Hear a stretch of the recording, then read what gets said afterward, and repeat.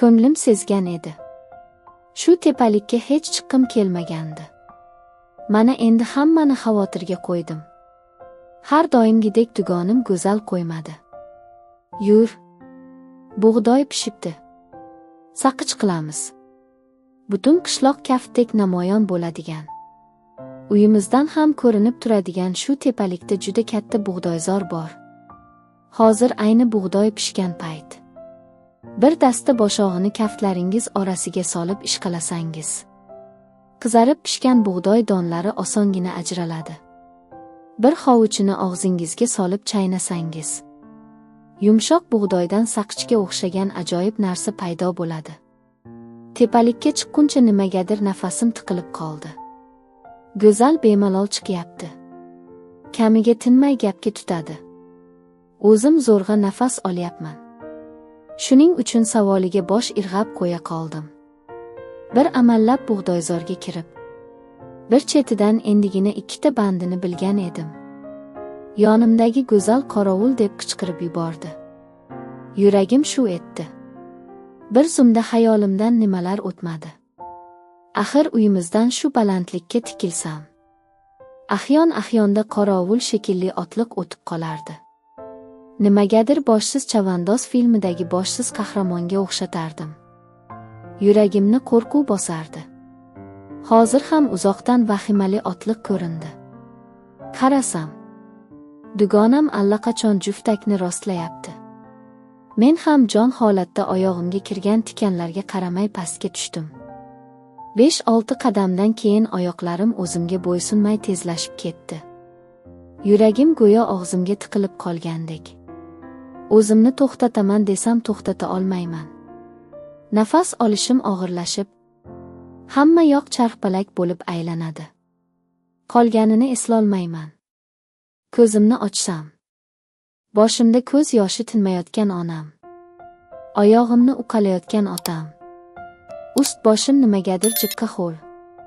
Tepalikning pastidagi soy bo'yida yotibman. Yonig'imda go'zal. Ko'zini ochdi. Ko'zini ochdi. Onam esa solib o'zini ustimga yotdi. Tog'day qizim. Jonim bolam. Nima bo'ldi? Qo'rqitma bolam deb yuzlarimni siladi. Kafti muzdek. Otam oyog'imni uqalashdan to'xtab, o'zingga shukr. Shukr bolam. Yaxshimisan? dedi. So'ng peshonamni, qo'llarimni ushlab, yura olasanmi yoki ko'tarib olaymi? dedi. Yo'q, yuraman deb turishga chog'landim.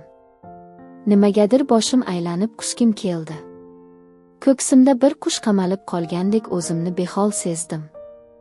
Dadam bechora dast ko'tarib oldi. Uyat bo'ldi. 8-sinfni bitirgan katta qiz ko'chada otasi ko'tarib ketyapti. Otamning yelkasiga yuzimni yashirdim. Dadam bechora toshloq soy bo'yidan oyog'i toyib meni ko'tarib ketyapti. Yuzlari qizarib ketgan. Qisqa nafas oladi. O'sha kuni anchagacha o'zimga kelolmadim. Nimadir avvalgidek emas. Yuragimning notekis urishi o'zimga eshitiladi. Xuddi ko'ksimda nimadir tiqilib qolgandek. Qani o'qib-o'qchib chiqarib tashlasam. Ishtaham yo'q. Dadam dam-badam bilagimni ushlab, qo'l soatiga qarab turadi. Vaqt tomir urishimni tekshiradi. So'ng xo'rsinib ichkari uyga kiradi. Dadam o'zimizning Zarkentdagi qishloq vrachlik punktida kattalar uchun ham, bolalar uchun ham bitta shifokor. Onam dorixonada ishlaydi. Oilada men va 4-sinfda o'qiydigan ukam. Bo'ldi.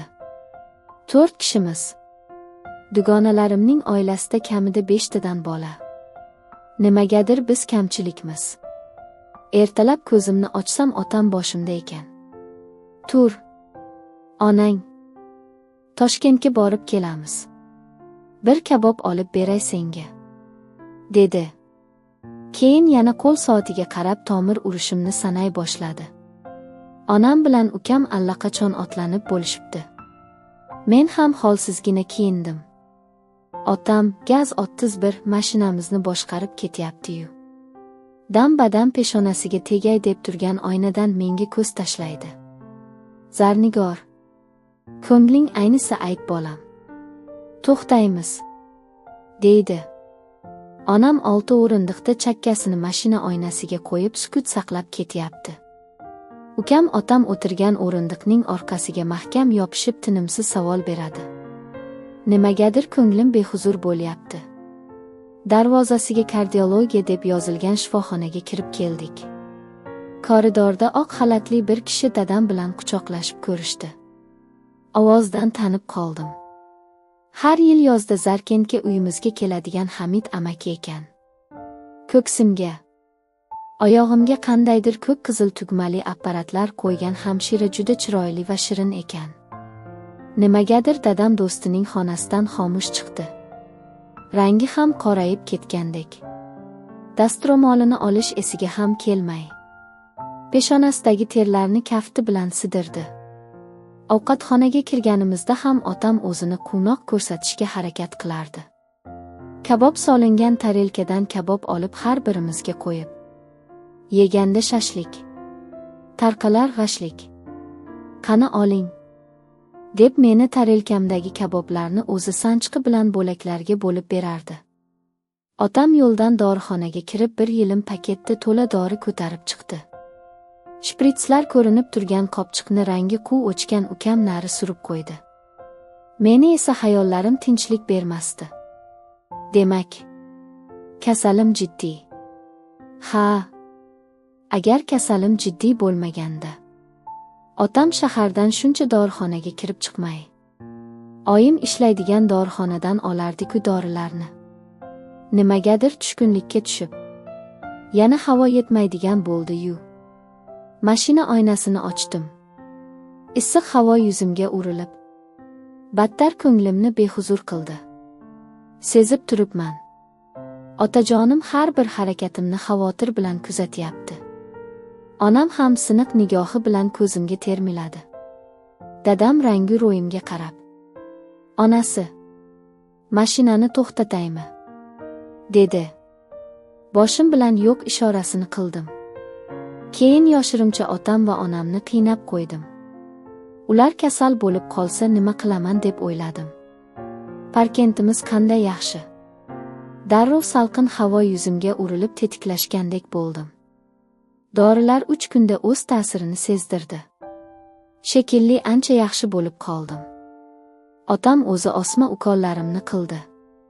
Qo'ni qo'shnilarimizga bemalol igna sanchadigan otam menga kelganda qo'llari sezilar sezilmas titraydi va xuddi o'ziga sanchayotgandek yuzlarini burishtiradi. Oradan 5-6 oy o'tib, yana shahardagi doktorga borib ko'rikdan o'tib keldik. Hozir ancha yaxshiman. Lekin ota-onamning xavotiri hamon tarqamagandek. Tavba. Men yaxshi yuribman-ku. Nihoyat 9-sinfni ham tamomladik. Qizil yani imtiyozli shahodatnoma oldim. Otam peshonamdan o'pib, onam bag'riga bosib tabrikladi.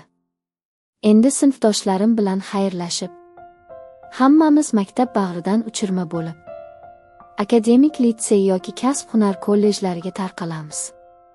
Men o'qituvchi bo'lgim keladi. Bolalarga dars bersam. Axir sinfimizda eng a'lochisi o'zim edim. Boshlang'ichda o'qitgan ustozimga hamisha yordam berardim.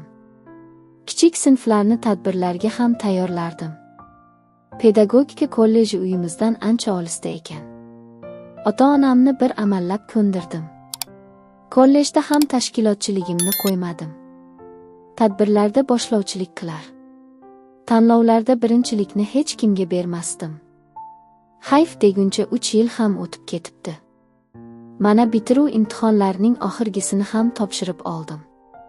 Endi kollejni ham imtiyozli diplomini olaman. Bekatga qarab ketyapman u. Anchadan beri bezovta qilmagan yuragim o'zini borligini bildirmasdan lip-lip urib qo'yadi.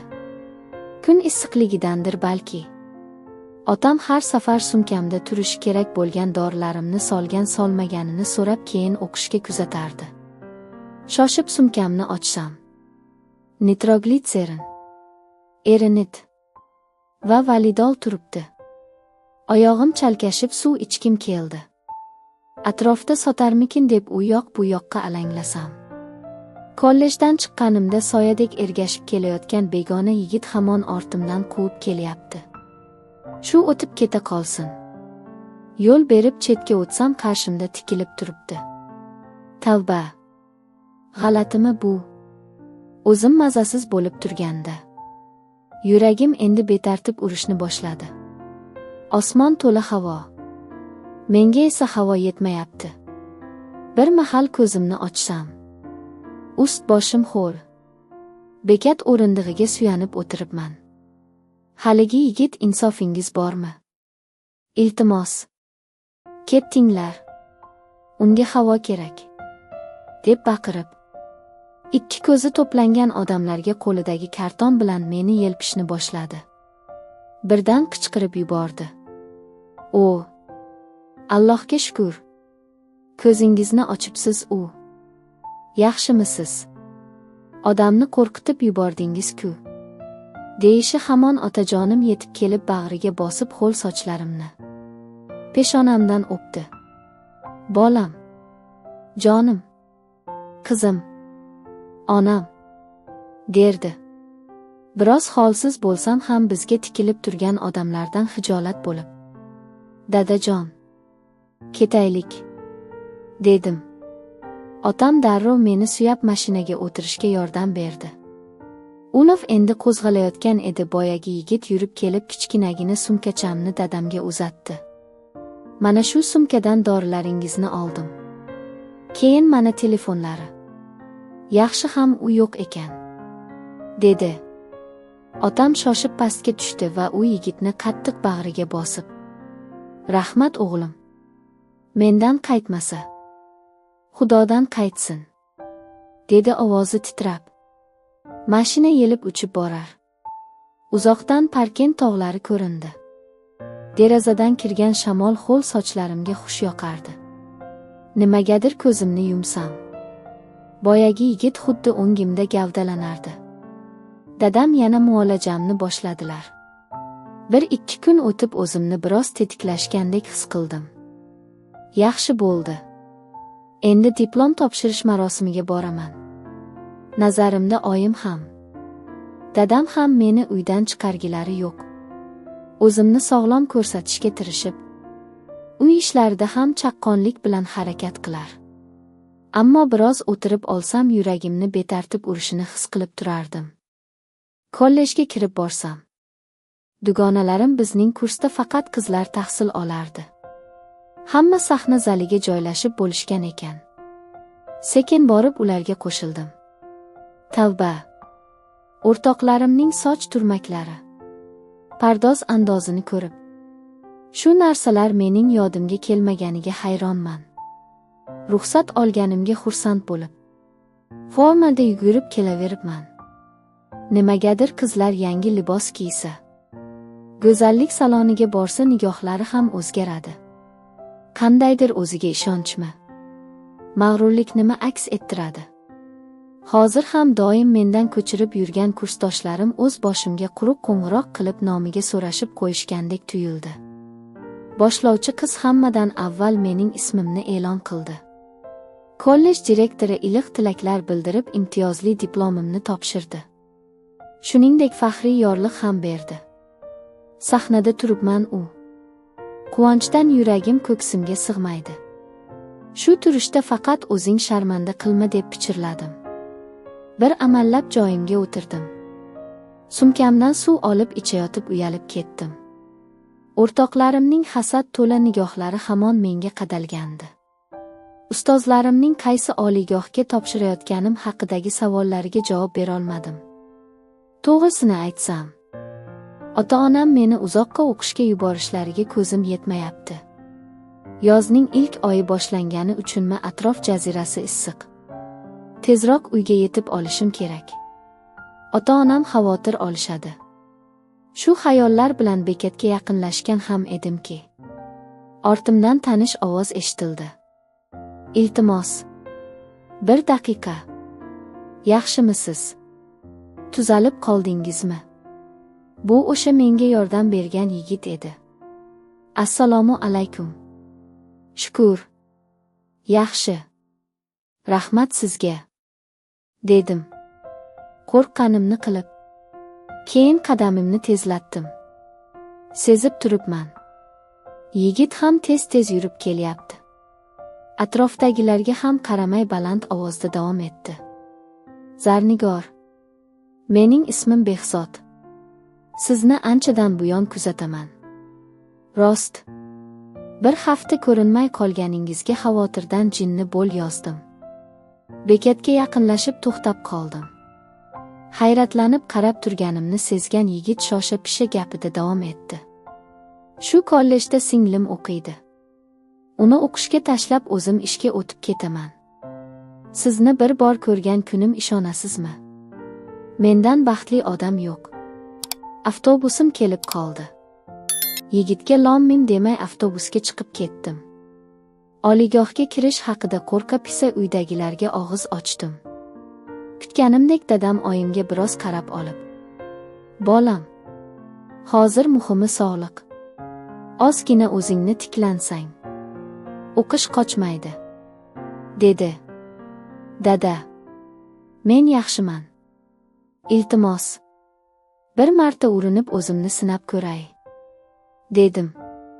Dadam ko'zlarini olib qochdi. Ko'nglim g'ash bo'ldi. Xonamga kirdim. Telefonimga notanish raqamdan xabar kelibdi. Shoshib ochdim. Zarnigor, aytga buyurmang. Raqamingizni singlim topib berdi. Izlagan imkon topar ekan. Men sizni yaxshi ko'raman. Behzod, men sizni yaxshi ko'raman. Vujudimda yengil titroq tuydim. O'zi bir necha kundan buyon o'sha kungi suhbat bot-bot yodimga tushib. Yigitning iltijoli nigohi ko'z o'ngimda gavdalanar. O'ylarimni atrofimdagi uydagilarim o'qib olishidan shosha-pisha xayollarimni quvib yubordim. Hozir ham xuddi birov kuzatib turgandek telefonimni yostiq tagiga yashirdim. Yoz oylari issiq bo'lgani uchun salqinda barcha ishlarimni bitirib olib, nimqorong'i xonamga kirib kitob o'qiyman. O'sha tanish bo'lib qolgan raqamdan kunda kunora xabar kelib qoladi. Tavba. Xabarni ochishga hayajonlanadigan bo'libman. Bugun xabarda. Iltimos, biror narsa yozing. O'zi boshqa raqamga xabar yubormayapmanmi? deb o'ylay boshladim deya yozilgandi. Shuncha kundan beri biror marta javob yozmasam ham ushbu xabarlarni intiq kutayotganimni sezib qoldim. Nimagadir bu maktublar to'xtab qolishini istamasdim. Beixtiyor telefonimni qo'limga oldim. Barmoqlarim titrab, Assalomu alaykum, deb yozdim. O'sha kuni jur'at qilib javob yozganimdan keyin darrov qo'ng'iroq bo'ldi. Doldirab qoldim. Telefonga javob berishga ham, javob bermaslikka ham hayronman. Faqat qo'limning titrog'ini yuragimga his qilaman. Ko'zimni chirt yumib yashil tugmani bosdim. Alo, Zarnigor, yaxshimisiz? Xariyat go'shakni ko'tardingiz. Iltimos, gapiring. Yaxshimisiz? Mendan xafa emasmisiz? Nima qilay? Yurakka buyruq berib bo'lmas ekan. Shunday deya biroz jim bo'ldi. Men ham jimman. Keyin yana davom etdi. Sizni bezovta qilsam ham hech bo'lmasa shu telefon orqali suhbatlashib turaylik. Iltimos. Mayli. Siz so'zlamasangiz ham gapiraveraman. Muhimi borligingizni, meni tinglayotganingizni his qilib tursam bas. U gaplarni tugatartmas telefonni o'chirishga majbur bo'ldim. Chunki xonaga kimdir kirdi. Xayriyat u kam ekan. Nimanidir qidirib topdi. Yana tezda chiqib ketdi. Nimagadir qaltirog'im bosilmayapti. Doktor hayajonlanish mumkin emas degan edi. Dori qutimdan sarg'ish valerianka olib ichdim. Suv ichyapman, u tishlarim taqillab stakanga tegadi. Bo'ldi. Ozgina o'tdi. Shukr. Shu kundan boshlab Behzod har kuni tongda ajoyib tilaklar bitilgan xabar yozardi. Xabar so'ngida esa doim sizni yaxshi ko'raman degan jumlalar bo'lardi. Shuning uchunmi bilmayman xabarni eng quyi qismidan o'qiyman. Keyin shomdan keyin xayrli tun tilash uchun qo'ng'iroq qiladi. Har doim bir xil vaqtda. Soat 8:30 da. Men ham aynan shu vaqt yaqinlashgan sari hayajonlanib sekingina o'z xonamga kiraman. Endi suhbatlarimiz qovushib boryapti. Hatto u meni senlab gapirish ham xush yoqadi. Behzod oilada yolg'iz o'g'il ekan. 2 opasi va bitta singlisi. Onasi o'tgan yili vafot etgan ekan. Iztirobli hikoyasiga ko'ra, onasi uzoq dard chekibdi. 2 opasi turmushga chiqib ketgan. Singlisi otasi bilan yasharkan. O'zi restoranda oshpaz ekan. Ota kasbni egallabdi. Ora-orada mendan ham u bu savollar so'rab turadi. Shu kunlarda juda ham tushkun ahvoldaligim uchunmi? Nimagadir kecha dardimni to'kib soldim. Sog'lig'im tufayli o'qishga ruxsat berishmayotganini. Hammasini gapirdim. Orada ko'z yosh ham qilib oldim. U meni tinglab turib, iliq so'zlar bilan ovutdi. Hali sog'ayib ketishimni va albatta o'qishga kirishimni ishonch bilan aytardiki. Ajabo, uning hayotbaxsh so'zlari qalbimga xush yoqardi. Behzod bilan tanishganimizga yarim yildan oshiqroq vaqt o'tdi. Kecha bir marta uzoqdan bir-birimizni ko'rdik. Qo'ng'iroq qilganda dadam bilan doktorga ketayotganimizni aytgan edim. Kardiologiya markazi darvozasining oldiga ataylab orqa o'girib o'tirgan edi. Men mashinadan tushdim. Otam ulovini turargohga qo'yib kelgunicha shartta o'girildi. Bir-birimizga qo'l siltab termulib qoldik. Endi yaxshilab qaradim. Ro'paramda men uchun bir sirdoshdek. Qalbimga kirib kelgan yaqin insonim ko'z uzmay jilmayib turardi. Otam yaqinlashi bilan u sekin ortga o'girilib keta boshladi. Xayriyat dadam hech narsani sezmadi. Doktor ek qog'ozimni oldi-yu, chizg'ich bilan nimalarnidir o'lchadi. So'ng barmoqlarini stolga biroz urib keyin gap boshladi. Ek umuman olganda yomon emas. Lekin bugun xolter qo'yish jarayonini ko'zdan kechirishimiz kerak. Aynan kunning qaysi paytida bezoftalik kuchli bo'layotganini aniqlash uchun. Shunday deb qog'oz qoralamay gapirib boshladi. Hozir 3-qavatga chiqasizlar. Vazir opaga shu qog'ozni berasiz va kassaga to'lov qilasiz. Ertaga shu paytda uchrashamiz. Bugun shaharda qolasizlarmi? Dadam yo'q. Parkent uncha uzoq masofa-ku. Uyga boramiz. Ertaga qaytamiz, dedi. Juda ham noqulay apparat ekan bu xolter deganlari. Xuddi yugursam likoplast ko'chib ketadigandek. Ko'ksim to'lasim. Kiyimim ham g'alati turibdi. Tag'inam. Yubka shifon sharfimni olgan ekanman. Yelkaga tashlab oldim. So'ng ko'ksimga birlashtirib bog'ladim. Darvozadan chiqsam, Behzod hamon turgan ekan. Dadam doktor bilan qolgan edi. Sekin nima qilib turibsiz degandek qo'lim bilan imo qildim. U esa xavotirli nigoh bilan hammasi joyidami degandek bosh silkidi. Men shosha-pisha ha deb bosh irg'adim va dadam kelyapti deya yelkam osha qo'lim bilan ishora qildim. Uyga borganimdan keyin undan xabar keldi. Zarnigor, hammasi joyidami? Iltimos, o'zingni ehtiyot qil. Sen menga hali ko'p keraksan. Juda ham keraksan. Seni yaxshi ko'raman. Ertasiga yana shifoxonaga bordik va har tugul og'irlik qilayotgan, bemalol uxlashimga qo'ymagan apparatni topshirdik. Bir kunlik yozilgan yurak faoliyatini kompyuter o'qir ekan. Ancha kutib qoldik. Doktor uzundan uzun qog'ozdagi yozuvlarni sinchiklab ko'rdi. Chizg'ich bo'ylab o'lchab, orada nimalardir qoralamadi. Keyin qo'liga olib dadamga yuzlandi. Katta o'zgarish yo'q. Balki hozir ichayotgan dorilari fonida bo'lishi ham mumkin. Nima bo'lganda ham kunlik dorilarni davom ettiraveramiz. Shu onda qayerdandir jur'at topib gapga aralashdim. Doktor, men necha yildan beri tinimsiz dori ichaman. Hech qachon to'xtatmaymanmi? Endi dadam menga hayratlanib boqib, keyin do'stining og'ziga qaradi. Hamid amaki biroz tin olib turib, menga qara. Qizim, ko'rinib turibdi. Endi yosh bola emassan. Bu dorilar sening umrboqiy hamrohing. Qaysarlik yo beparvolik qilma. Vaqtida ichishing shart. Tasavvur qil. Ko'ksingda bir ilon yashayapti. Biz shu ilonni dori berib uxlatib qo'yganmiz. U bosh ko'tarmasligi, mudom uyquda bo'lishi uchun sen asabiylashmasliging, hayajonlanmasliging va dorilaringni vaqtida ichishing shart, dedi va dadamga qarab, do'stim, xafa bo'lmaysan. Ba'zan bemorlarga shunaqa dehqonchasiga tushuntirishga majbur bo'lamiz. O'z hayotini xavf ostiga qo'ymasligi va tartib bilan dorilarni ichishi uchun. Dadam bosh silkib uning gapini ma'qulladi.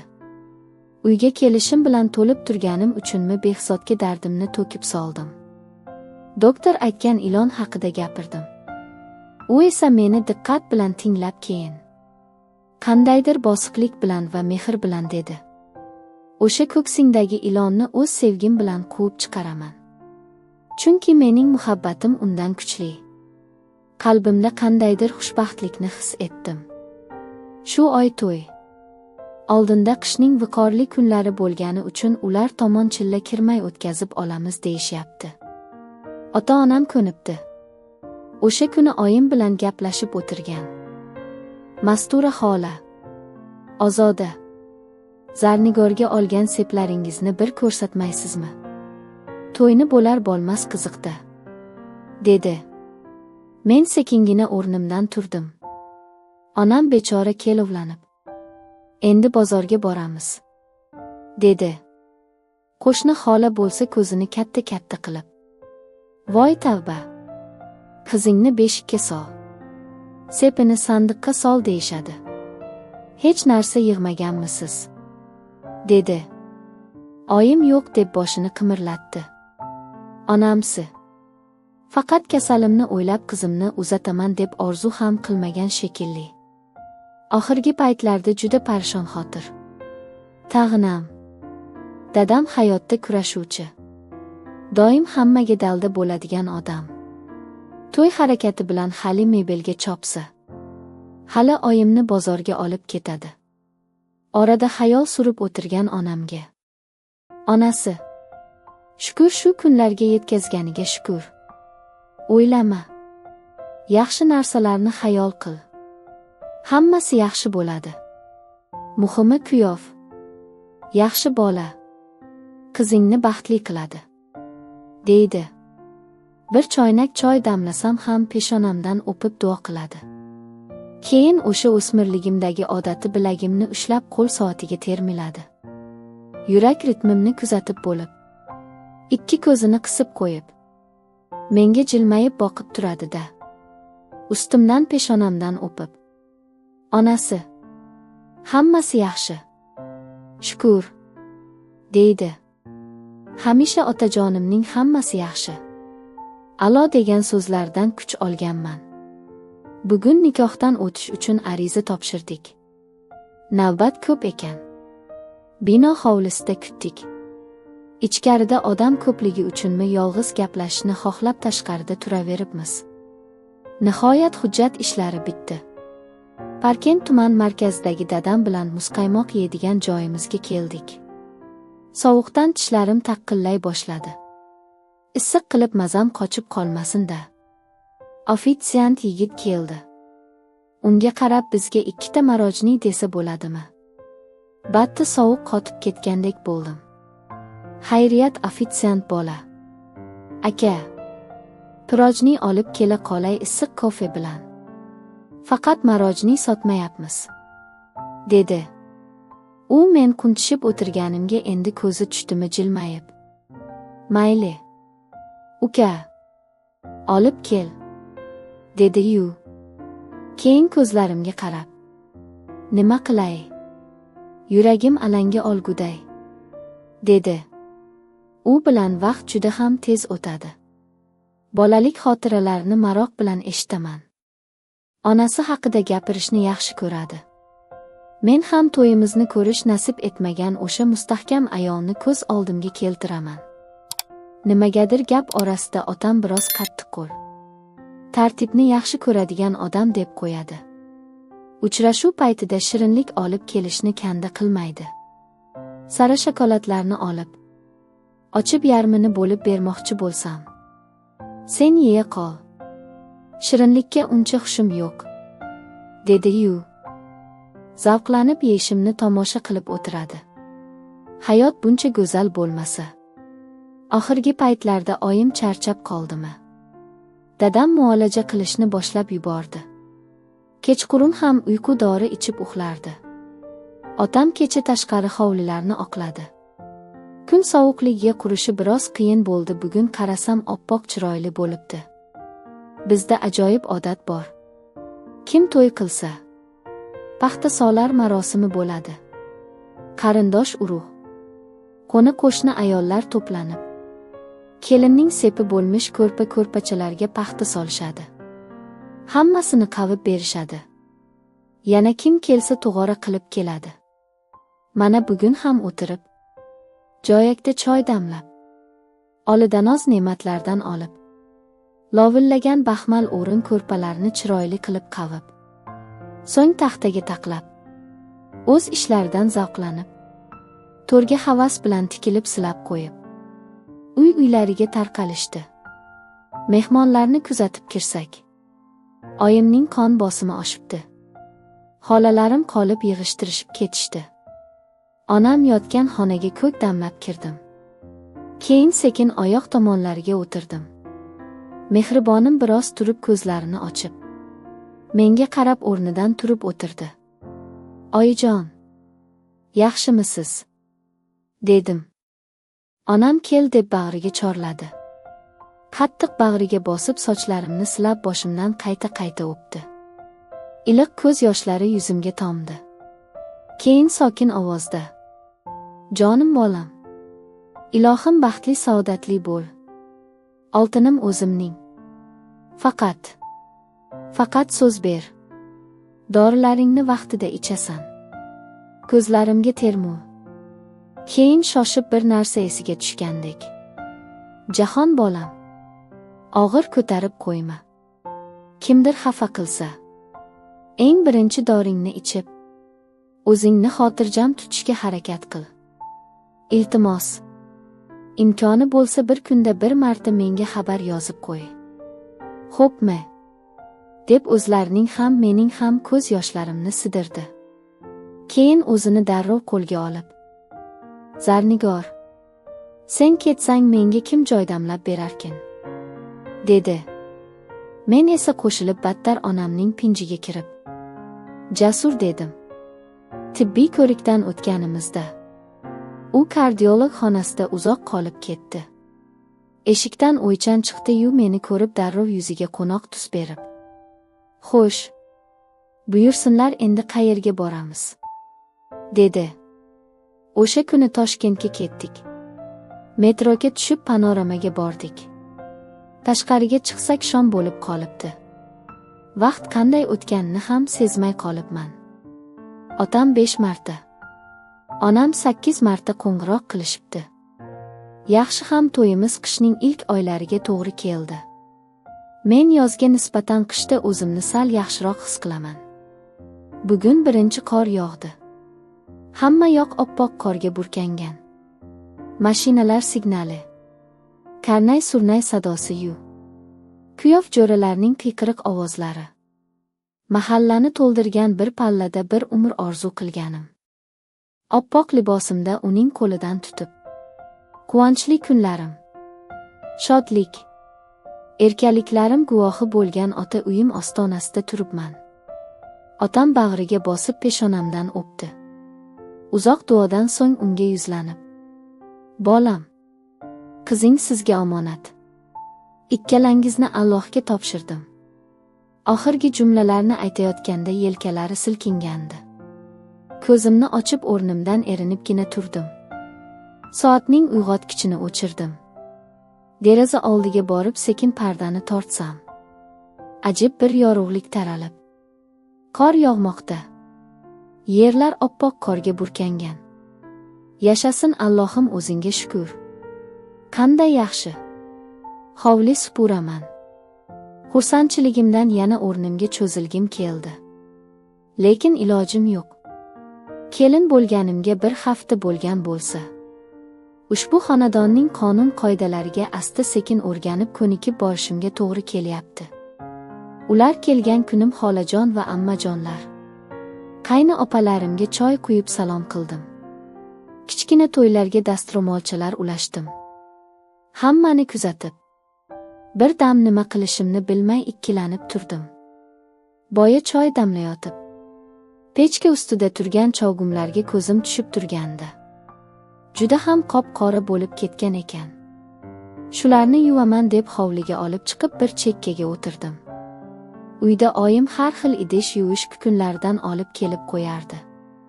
Mabodo tugab qolsa, o'choqdagi kuldan olib ishqaylik. Yaltirab chiqadi. O'choqdan xokandozda kul olib keldim. Yonimga chelakda suv hamda suv quyish uchun chelak ichiga cho'mich solib olib keldim. Yaltiroq kiyim xalaqit bersa ham etaklarimni yig'ishtirib zo'r berib chovgumlarni ishqaladim. Mana hammasi bir sidra ishqalanib chiqdi. Endi toza suv bilan chayib olsam bekamu ko's bo'ladi. Ammo qo'lim kul aralash qop-qora. Uzuklarimni aytmasa ham bo'ladi. Shu ahvolda cho'michning bandini ushlasam bo'lmas. Uning ustiga narigi yoqlama turgan qayni singlim men tomonga qarab qo'yapti. Bir zum ikkilanib turdim-da, jilmayib qayni singlimga qarab, "Mohinur, iltimos, shu suvdan qo'limga qo'yib yubora olmaysizmi?" dedim. U sekin asta menga yaqinlashdi. Yana jilmayib qo'llarimni tutdim. Shu payt kutilmaganda ko'zlarimga qattiq qarab, "Yana nima qilay? O'zingizga boshqa malay toping", dedi yuburilib ketdi. To'g'risi dovdirab qoldim. Atrofimga qaradim. Hech kim yo'q ekan. Qora kuya yuqqan qo'llarim bilan ko'z yoshimni sidirib, chelakni bir burchidan suv oqizib, tezda qo'limni so'ngra chovgumlarni chaydim. Suv muzdek. Ammo shu muzdek suv ham titrog'imni bosmasdi. Shundan buyon qayni singlimdan cho'chib turaman. O'zim men tabiatan qo'rqoqman. Ko'chada kimdir qattiq ovozda baqirsa ham yuragim tez urib ketadi. Maktabda ham o'qituvchilar boshqa bolalarni urishsa, mening titrog'im bosilmasdi. Hovli juda ham katta ekan. Har kuni tong saharda turmasam supurib ulgurmayman. Hozir xira chiroq nurida o'ynoqlab yog'ayotgan qorga qarab turibman u. Hali supurmaganimdan shodman. Inson uchun ba'zan juda oddiy narsalar ham quvonch baxsh etishga qodir ekan. Uydagilarni juda ham sog'indim. Bir haftadan oshdi ko'rmaganimga. Kecha otam tushimga kiribdi. Qorong'ilikda meni qidirib topolmasmish. Faqat bir-birimizning ovozimizni eshitarmishmiz. Qaynotam biroz qattiqqo'l. Qovog'i soliq odam ekan. O'zi ismlar ma'nolari kitobida o'qigan edim. Abbos. Qovog'i soliq. Jahldor degan ma'nolarni anglatarkan. Dadam ismlar taqdirga daxl qiladi derdilar. Ovqat mahali bir og'iz ham gaplashmay ovqatlanamiz. So'ng dadajon o'z xonalariga, Mohinur o'z xonasiga kirib ketadi. O'choq boshiga borib idish yuvishim kerak. Har doim ovqat suzilgach, darrov qozonni chayib, yarim chelak suv qo'yib qo'yaman. Idish tovoq yuvishimga isib qolgan suv tayyor. Lekin bitta muammo bor. O'choq boshiga bir o'zim borishga qo'rqaman. Bir safar ular, turmush o'rtog'imni boshqalariga o'xshab aka deb chaqira olmadim. Hech yonimda idish yo'q olgunimcha qarab turganda, ichkaridan dadajonning "Behzod" degan zardali ovozi eshitildi. O'zi ham o'qdek uchib kirib ketdilar. Shu bilan qaytib chiqmadilar. Shu ulardan iltimos qilishga jur'at qila olmayman. Ammo qorong'u o'choq boshida doim nimadir shitir-shitir qilgandek bo'ladi. Yuragim tovonimga tushgandek qo'rqib idishlarimni yuvib olaman. Borgan sari ota uyimni sog'inaman. Lekin bu uyda men uchun bitta quvonch. Har oqshom paltosining cho'ntagida menga shokolad olib keladigan aziz insonim bor. Kelishlari bilan oshpazlar kiyadigan, yog'i anqib turadigan xalatlarni qaynoq suvda yuvib, mehr bilan dazmollayman. Ular ishda bo'lsalar ham har kuni albatta sog'lig'imni so'rab xabar yozib qo'yadilar. Kelgan zahoti ham birinchi navbatda sog'lig'imni so'rab, dorilarimni vaqtida ichishimni tayinlaydilar. Ba'zan ota-onamni sog'inganimni aytib, ko'z yosh qilib olaman. Sochlarimni silab, sabr qil, birga borib ko'rib kelamiz, deb yupatadilar. Ayni qish bo'lgani uchunmi yoki o'tin ko'mirni iqtisod qilibmi dadajon ichkarida pechkada ovqat qilishimni aytdi. Hozir ham tushlikka ovqat qilayotib, pechkaning tepasiga keldim. Yuzimga issiq urib yuragim o'ynab ketaverdi. Bir amallab suyuq ovqat qildim. Tezgina xonamga kirib tilimning tagiga dori tashladim. Shu payt mashinaning tanish signali eshitildi. Quloqlarimga ishonmayman. Otajonimning mashinasining ovozi. Darvozaxona tomon otildim. Ha, adashmabman. Eshikdan avval otajonim, keyin onajonim. Orqalaridan Jasur kirib keldi. Yo'lakda mashina signalini eshitib dadajon ham chiqib turgan ekanlar. Otam qudasi bilan qulochini yozib ko'rishdi. Men onamning bag'riga singib ketdim. So'ng otam bilan ko'rish yotib, o'zimni bosolmay, o'pkam to'lib yig'lab yubordim. Dadam hijolat bo'lib, onasi, bo'ldi, onasi, gapi og'zida qoldi. Qaynotam o'zining doimiy zardali ohangida menga qarab dedi. Bu nima hunar? Keyin ularni uyga chorladi. Otam kirishga unamadi. Akajon, shoshib turibmiz. Shu tomonlarga yo'limiz tushib bir kirib o'taylik dedik. Shoshib. Mashina bagajidan sarxil mevalar, men qishda kompot qilib ichadigan o'rik turshaklarni tushirdi. Keyin mashinaning old o'rindig'idan sirli chakmonni olib, mana bu Zarkentning qatiqi, deb jilmayib qaynotamga uzatdi. Dadajon qo'lini cho'zmay, otam bechora sekingina yo'lakning bir burchagiga qo'ydi. Dadajon, uyda hamma narsa bor kerak emasdi, deb menga qattiq tikildi. Otam esa kalovlanib darrov ketishga chog'landi. Aftadan biroz o'tirib ketishmoqchi edi. Shekilli Jasur onamga norozi ohangda nimalardir dedi. Xayrlashib onam qattiq bag'riga bosdi. Biroq hech narsa demadi. Otajonim esa peshonamdan o'pib asta qulog'imga topshirdim. O'zingni ehtiyot qil, dedi. Ular ketgach, bokira bo'lib chelak ko'tarib turgan otam, qonsirab turgan onam ko'z oldimga kelib, yo'lakda turgan ko'yi ko'z yoshimni to'xtata olmadim. Hovlidagi qorni poymol qilib uyga kirar ekanman. Tezroq bahor kelishini, bu qorlarning tezroq erib bitishini istadim. Bu xonadonga kelganimga bor yo'g'i bir oy bo'ldi. Ammo dashnom eshitaverib, hijolatdan yerga kiraverib bo'ldim. Shu sababdan oxirgi paytlarda o'zimni ancha noxush his qilyapman. Yoki men kelinlik davrini tamomila boshqacha tasavvur qilganim uchun hamma narsani ko'nglimga og'ir olyapmanmi? Shunday deb o'ylab qolaman. Ba'zan har bir ishimdan kamchilik topadigan qayni singlim. Xayriyat. Qishki ta'til tugab shaharga o'qishga ketdi. Turmush o'rtog'im ishdan kech keladi. Ishi og'ir shekilli. Biroz gaplashib o'tiramizmi deb o'ylayman u. Ko'zlari yumilib ketayotganini ko'rib jim bo'laman. Kecha e'tibor berib qarasam, bilaklarida kuygan izlar, Tik oyoqda ishlagandan shekilli oyoqlari qadoq bo'lib ketgan. Ularga ham oson emas. Bu oilada yagona boquvchi. Qaynotam ancha yil avval boshlig'i bilan kelishmovchilik sababli ishdan bo'shagan ekan. Qayni singlim xususiy oliygohda to'lov-kontrakt asosida o'qir ekan. Katta qayni opamning uyida turgani uchun har kelganida oziq-ovqat qilib berishar ekan. Derazani qattiq taqillashdan yuragim besaromjon bo'lib uyg'ondim. Tush payti pechkaga o'tin solaman deb kirib uxlab qolibman. Deraza avvalgidan ham qattiq taqillar. Unga sari oyoq qo'lim barobar titrardi. Yelkamga sirg'alib tushgan ro'molimni shoshib o'radim, u yugurib chiqsam qaynotam g'azab bilan tikilib turibdi. Siz o'zi uyqudan bosh ko'tarasizmi? Dedi ovozini baralla qo'yib.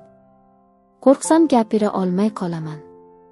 Nigohim yerni chizdi. Chiqing tashqariga. Ko'mir tushirdik. Shuni kech tushguncha tashib olishimiz kerak. Qorong'i tushsa tonggacha bir yumaloq ham qo'ymay tashmalamlab ketishadi. Nima ko'p? O'g'ri ko'p, deb og'ilxona tomonga o'tdi. Men ham ergashdim. Hayhotdek og'ilxona. Bombo'sh. Avvallari qator-qator mol bog'langanmi? Baland-baland betondan quyilgan oxurlar bor. Shu og'ilxona eshigining tagiga tushirishibdi ko'mir. Qaynotamning qo'lida uzun lopatka. Menga tandirning tagidan 2 ta chelak olib kelishimni aytib, lopatkani tikka qilib sopiga suyanib turibdi. 2 ta chelakni to'ldirib ko'mir soling. So'ng ho'kiz tezak xonaning burchagiga olib borib to'kasiz, dedi qo'li bilan ishora qilib. Bitta chelakni bazo'r ko'tarib, ko'rsatilgan tomonga yetayotganimda ortimdan, "Hoy, ko'taring mana buni ham. Bunaqada o'lganda bo'lamizmi?" dedi. Ho'l ko'mir emasmi? Chelakning bittasini o'zi zo'rg'a ko'targandim. Dadajonning gapidan keyin qo'rqib 2-chi chelakni ham bandidan ushladim. Bir amallab ko'tarib ketyapman u. Oyog'im chayqalib qayqalib ketadi. Nihoyat tezakxona eshigiga yetdim. Chelaklarni burchakka yayratdim. Ko'mir ko'targanimda sezmagan edim. Ularni to'kishim bilan yuragim urishi tezlashib ketdi. Borsam qaynotam xunob bo'lib turgan ekan. "Nima? Xiyobonda yuribsizmi? Sayrga chiqqan odamdek bemalol. Tezroq harakat qiling." Shu 2 og'iz gapni gapirib bo'lguncha 2 ta chelak ham to'ldi. Bor kuchimni to'plab ko'tarib ketyapman u. Ko'nglim ozib, boshim aylandi. 3-chi marta borib kelishimda oyog'imda kuch qolmadi. Nafasim tiqilib quruqlikda qolgan baliqdek kappa-kappa nafas olaman. Ko'zimni ochsam o'zimni xonamdaman. Tepamda hamshira. Uning yonida ko'zlarimga javdirab xo'jayinim turibdi. Og'zim taxir. "Suv" dedim bazo'r. Qishloq hamshirasi yoshgina ekan. Ko'zimni ochganimni ko'rib dovdirab qoldi. Darrov tinchlantiruvchi tomchi dori ichirdi. Qiz juda ham chiroyli ekan. Harakatlari ham chaqqon. Unga havas bilan tikildim. Bir ho'plam yana suv ichdim. Ko'ksimda qafasdagi qushdek yuragim pitirlaydi. Shu kuni xo'jayinim avval ovqat qildi. So'ng yarim kechagacha ko'mir tashib keyin mening ko'nglimni ko'taraman deb hazil mutoyiba qilib o'tirdi. Issiq choy damlab shokolad tutqazdi. Ertalab ishga ketayotgan edilar. Turib kuzata olmadim ham. Hovlidan qaynotamning zardali ovozi eshitildi. "Sen bolaga 1000 marta aytdim. Surishtir deb. Buning sog'i emas. Endi umring shunga xizmat qilish bilan o'tadi." Haligi so'zlarni oxirigacha eshitishga sabrim yetmadi. Quloqlarimni qo'llarim bilan mahkam berkitdim. Ayni paytda ko'zlarimda shashqator yoshim bilan faqat bir narsani istayapman. Qani endi mo'jiza ro'y bersa-yu. Men ham hamma kelinchaklardek yugurib yelib xizmat qilib charchamasam. Ertalabdan xush kayfiyatda uyg'ondim. Kecha uyga borib kelishim uchun dadajondan ruxsat tegdi. Kelin bo'lib kelganimga 3 oy bo'lgan bo'lsa. 3 marta borishim. Qanday yaxshi. Onajonimning bag'riga bosh qo'yib, barcha dilxiraliklarni unutaman. Otajonim yonimda bo'lsa, dardim ham unutilib titiklashib kelaman. Oxirgi paytlarda erta bahor havosi ta'sir qilibmi? Ancha mazam bo'lmadi. Faqat bir narsaga ajablandim. Qaynotam mashinada o'zim eltib qo'yaman dedilar. Menimcha meni yo'lda qiynalmasin deb o'ylaganlar. Zarkentga yaqinlashgan sari havoning musaffoligini his etaman. Mashina oynasini ochib, yoqimli havodan to'yib simiraman. Tanish ko'chamizga burildik. Kutganimdek Jasur eshik tagiga chiqib yo'l qarab o'tiribdi. Opa-uka quchoqlashib ko'rishdik. Dadam qudam bilan ko'rishay deb yugurib chiqqan ekan. Qaynotam shoshib turibdi shekilli, mashina gaziga zo'r berib ketib qoldi. O'ylab qoldim. Kecha bekorga xabar beribmanmi? Otam bechora men kelishimni eshitib bir dunyo bozorlik qilib kelibdi. Qo'raga o't yoqib, kabob pishirilayotgan ekan. Onam patir yopibdi. Mehribonlarim biri olib, biri qo'yib faqat sog'lig'imni surishtiradi. Orada otam doktorim Hamid akaga telefon qildi. Ovoz kuchaytirgichdan doktorning ovozini men ham eshitib, ba'zi savollarga javob berib turibman. Doktor doimgidek bosiq ovozda ko'proq toza havoda sayr qilish kerak. Zarnigordagi ba'zan hushdan ketish holati miyaga kislorod yetib bormaslik bilan bog'liq. Tushgan joyi shahar emasmi? Dedi. Dadam yo'q. O'zimizning tuman markazi juda zarkenchalik bo'lmasa ham tog'li joy, dedi. Keyin Hamid aka yana 1-2 ko'rsatmalar berib, dorilarim dozasiga ozgina o'zgartirish kiritdi. Menga sog'lik salomatlik tilab dadam bilan xayrlash yotib bir narsa esiga tushishi shekilli. Hoy, to'xta. Mabodo yangilik yo'qmi? Homiladorlikning dastlabki oylarida ham shunday simptomlar kuzatiladi, deb javob kutib turibdi. Doldirab qoldim. Dadam negadir menga emas, oyimga termildi. Oyim menga.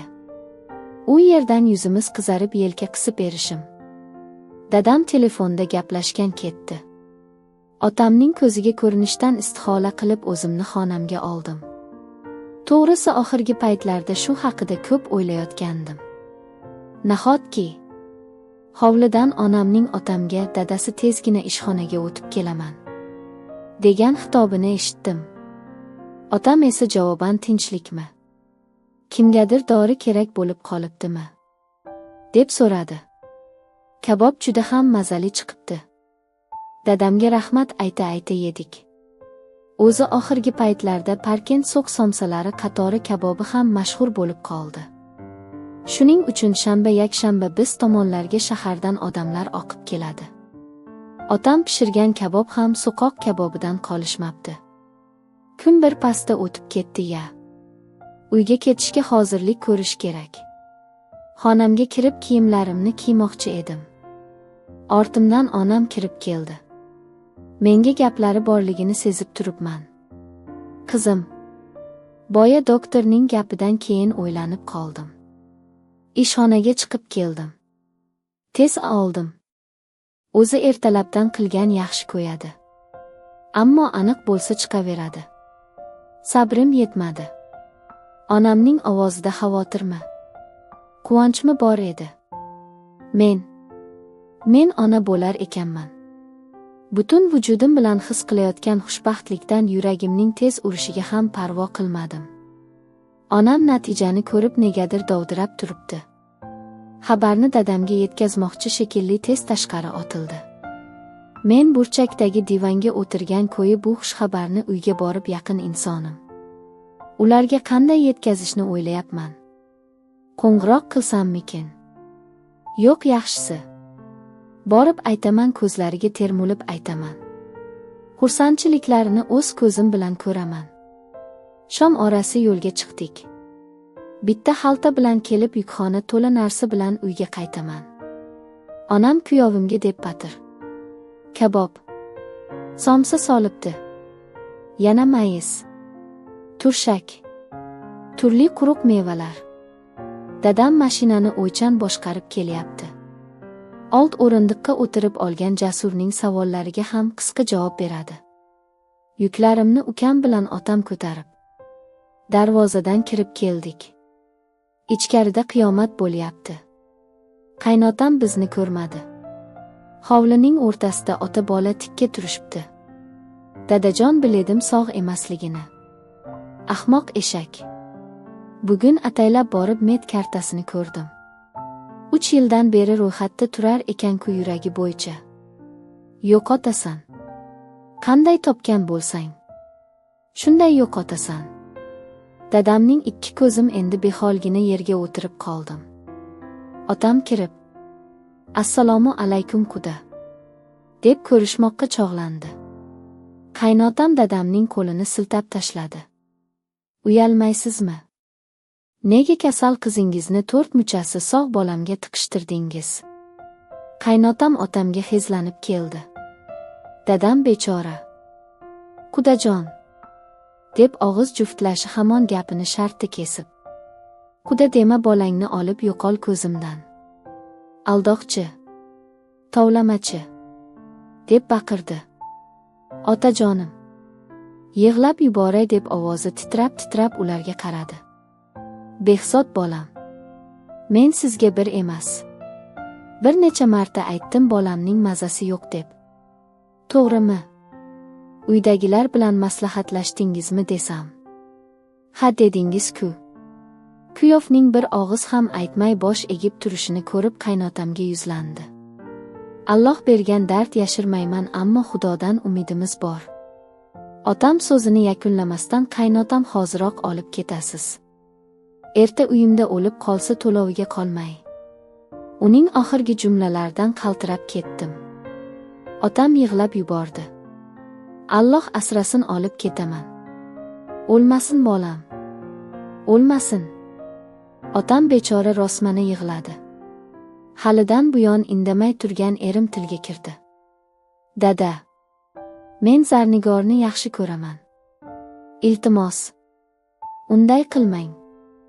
Yosh boladay yalinardi. Qaynotam o'g'liga qarab, "Yo'q qilaman. Yo'q qilaman shuni. Deb umringni xazon qilsang. Bir o'zimmi bir umr kasal boqqan. Erkak bo'lib nima ko'rdim?" deb bo'g'ilib baqirdi. Erim esa solib yerga cho'kka tushib qoldi. Otam meni qo'limdan ushlab turg'izmoqqa urindi. Biroz avval qanday baxtli edim. Xushxabar aytmoqchi edim-ku. Cho'kkalab yig'lab o'tirgan turmush o'rtog'imga qarab rahmim keldi. "Otam, ketdik qizim", dedi ko'z yoshini sidirib. Ular menga yalt etib qaradi. Men ham erimning ko'ziga qarab yig'lab yubordim. Ketgim kelmayapti. Qorong'u tushganda qishloqqa kirib keldik. Zim-ziyo tunda mashinaning orqa o'rindig'ida ko'z yoshlarimga erk berib unsiz yig'lab kelayotganimni yaxshi ham otam ko'rmadi. Baribir sezdi. Ora-orada og'ir xo'rsinib, "O'zingga shukr" deb qo'yadi. Onam bilan ko'rish yotib, endi ovozimni baralla qo'yib yig'lab yubordim. Mona iskina meni quchoqlab yelkalari silkinganda. Tuni bilan uxlamadim. Ko'zimni yumsam yerga cho'kib unsiz yig'layotgan erim ko'z oldimdan ketmaydi. Uydan chiqib ketayotganimizda otasidan ham istihola qilmay qarshimga keldi. Ko'zi to'la yosh bilan ko'zlarimga tikilib, "Zarnigor, meni kechir. Men va'damni bajara olmadim", deb darvozadan chiqib ketdi. Men esa tosh haykaldek bir so'z demay turaverdim. Tavba. O'sha payt hatto titroq ham bosmadi. O'z xonamga kirib o'tgan 3 oylik kelinlik davrimda ularni qanchalik yaxshi ko'rib bog'lanib qolganimni ich-ichimdan his qildim. Har kuni shokolad siylashlari, maosh olsa birinchi navbatda dorilarimni ko'tarib kelishlari. Ba'zan qayni singlimning injiqliklari haddan oshib men ham qovoq solsam. "Sen Mohinuradan xafa bo'lma. O'zi yomon qiz emas. Faqat shu onamiz o'tib qolganlarida ayni o'smir yoshda edi. Shuning uchun hammamiz uning ko'ngliga qarab biroz erkalatib yubordikmi? Mana ko'rasan, hali chiqishib ketasizlar, deb yupatardi. O'zi muhabbat juda oddiy narsa ekanmi deb o'ylayman. Menimcha, biz juda kitoblardagidek bo'lmasa ham bir-birimizni qattiq yaxshi ko'rar ekanmiz. Ko'p yig'laganim uchunmi boshim qattiq og'rib havoga chiqqim keldi. Shundoq kavshandozga chiqsam, ota-onam hovlida ekan avvalgidan. Onam ovoz chiqarmay yig'layapti. Dadam esa yupatuvchi ohangda. Onasi, bo'ldi, yana qon bosiming oshib ketadi. Keyin xo'rsinib davom etdi. Bilasanmi, kelguncha nimani o'yladim? Allohimning har bir ishida hikmat bor. Hozir Zarnigor har doimgidan ham ko'ra e'tiborga, alohida parvarishga muhtoj. Muhimi qizingning salomatligi. Hammasi yaxshi bo'ladi. Yig'laganingni ko'rib battar ezilmasin. Qo'y. Xotin, o'zingni qo'lga ol. Dadamning gaplarini eshitib, zulmat qoplagan qalbimga bir qadam nur kirdi. Axir men yolg'iz emasman-ku. Nega seni unutdim o'zimni jajigina? Yana bo'g'zimni yig'i qaytardi. Hech bir qizni ota uyga qaytkolik qilmasin ekan. Ota-onam boshimda parvona. Ukam ko'zimga qarab turadi. Ammo eshik taqillab qo'ni qo'shnimi, qarindoshmi kelsa qayoqqa qochishimni bilmayman. Ayniqsa Mastura xolaning uzundan uzun savollarga javob berishdan charchayman. Dadam doktor emasmi? Ba'zan kechasi ham odamlar yordam so'rab keladi. Butun qishloq uchun eshigimiz tun ochiq. Onamga uylarga qarashgan bo'laman. Nimadir pishirmoqqa chog'lanaman u. Lekin yarmida qoladi. Ko'zim yoshlanguncha o'qchib qiynalaman. Oxirgi paytlarda juda ko'p qayt qilib holsizlanib qoldim. Kecha otamning yuragini yoribdi shekilli. Mard oylab qolganiga qaramay. Siyrak onam ta'rifi bilan aytganda, mushuk izi qor yog'di. Ertalabgacha hojatxonaga chiqib qayt qildim. Hech narsa yemaganman. Faqat safroq qiynayapti. Tongga yaqin ko'zim ilingan ekan, otam xonamga yugurib kirdi. Zarnigor, onang nima bo'ldi? Yaxshimisan? Dedi peshonamni silab. Qornim og'rib bosh irg'adim. Otam telefonini cho'ntagidan olib ayvonga chiqib kimgadir telefon qilib u tomondan betoqat javob kutib u yoqdan bu yoqqa yuradi. Alo Hamid, yaxshimisan? Uzr, ertalabdan bezovta qildim. Menga qara. Aytgandim-ku. Zarnigor tinmay qayt qilyapti. Hozir qarasam qo'ng'ir. Otam qisqa-qisqa nafas olib gapira olmay qoldi. Sekin o'rnimdan turib derazadan hovliga qaradim. Ha, kecha qorong'ida payqamabman. Qor qizg'ish tuz. O'zimni ham ko'nglim g'ash bo'lib otamga quloq soldim. Ha, bir necha oydan beri tanimsiz qusadi. Narmat ham qildim. Foyda bermadi. Nima? Kapilyar tomirlar yorilgan deysanmi? Hozir ko'raychi. Bo'ldi. Telefon qilaman. Dadam shoshib kelib telefonining fonarini yoqib tomog'imga qaradi. So'ng meni qattiq bag'riga bosib, ko'r tomog'ingdagi mayda tomirlar zo'riqib, qonga aylangan ekan. Bolam, qanday ovqat yeyapsan? Dedi terlab ketgan peshonamni ushlab. Hech narsa yegim kelmayapti, dedim holsiz. Onam bilan qishloq vrachlik punktiga chiqdik. Ro'yxatga turish kerak ekan. Dadam orada xonasidan chiqib, holimni so'rab ko'zimga termiladi. Men esa yonida yori bilan chiqqan kelinchaklarga havas bilan qarayman. Qani endi hammasi boshqacha bo'lsa-yu. Men ham ular bilan tug'iladigan farzandimiz haqida gaplashsam, shirin orzular qilsam. Mana homiladorlikning 4-oyidaman. Ancha to'yib qoldim. Lekin baribir hamon eshik taqillasa, ular kirib keladigandek umid bilan boqaman. Homiladorlik shunchalik qiyin jarayonmi? Yoki menda og'irroq o'tyaptimi? Hayronman. 7-oyga ham qadam qo'ydik. Ertalab turib bir piyola suv ham ichmayman. Allahamallagacha hojatxonada o'tiraman. Ochqoringa ham qayd qilish mumkin ekan. Oxirgi paytlarda madorim qurib, juda ozib ketdim. Rangim sapsariq. Kipriklarim ham sarg'aygan. Otam tahlil natijalarini ko'rib, jigarda o'zgarish borligini, bilirubin miqdori oshganini aytib, muolajani boshladi. Badanim suvsizlanibdi. Tomchi ukol qilyapti. Onam bechora og'zimga yoqsa zora deb bolalikda yaxshi ko'radigan taomlarimni pishiradi. Keyin bir qoshiq yesam xursand bo'lib yana yeyishimga umid qiladi. Oxirgi paytlarda o'zining ham mazasi yo'q. Tinimsiz dori ichadi. Yil chiqib avgustning o'rtalari bo'lsa ham hamon havo juda issiq. Biz tomonlar tog'li hudud bo'lib shuncha bo'lsa, shaharliklar qanday chidayapti ekan? Kechasi bilan uxlay olmadim. Tongga yaqin ko'zim ilingan ekan. Mana turgunimcha kun yorishib ketibdi. Ota-onam ishga ketganlar chog'i. Jasur ham ko'rinmaydi. Uyda hech kim yo'q. Dunyoda bekorchilikdan yomon narsa yo'q ekan. Sog' salomat bo'lib, biror yumush bilan shug'ullanish ham baxt ekan aslida. Dadam ham, oyim ham doim tushlikni uyda qilishadi. Soatga qarasam 12:30 bo'libdi. Hozir kelib qolishar. Soatidan o'tsa ham kelishmadi. Demak, biror yoqqa ketishgandir.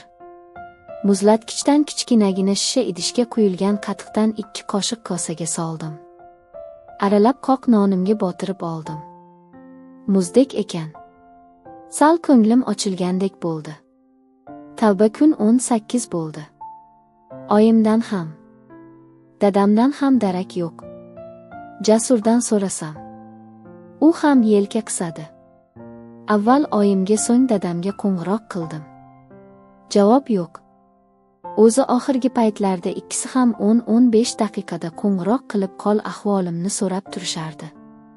Bugun biror marta ham qo'ng'iroq qilishmaganini endi payqadim. Kun shomga yaqinlashdi. Tiq etsa eshikka qarayman. Dadamga qo'ng'iroq qilganimda go'shakni ko'tarmayotgan edi. Endi aloqa ham o'chdi. Xavotir oshib yurak urishim tezlashib ketdi. Jasur bilan yetaklashib, darvoza oldiga chiqib yo'l qarab o'tiribmiz. Shu payt Mastura xola biz tomonga yaqinlashib kelayotganini ko'rib, beixtiyor ko'rishmoqqa chog'lanib o'rnimdan turdim. Ha, nima bo'ldi? Hali ham o'ziga kelmayaptimi? Dedi boshini chayqab. Hech narsani tushunmay angrayib turganimni ko'rib labini qattiq tishladi. Nimani aytyapsiz xolajon? Nima gap? Tinchlikmi? Iltimos ayting. Tushim taqqa to'xtab qaltiray boshladim.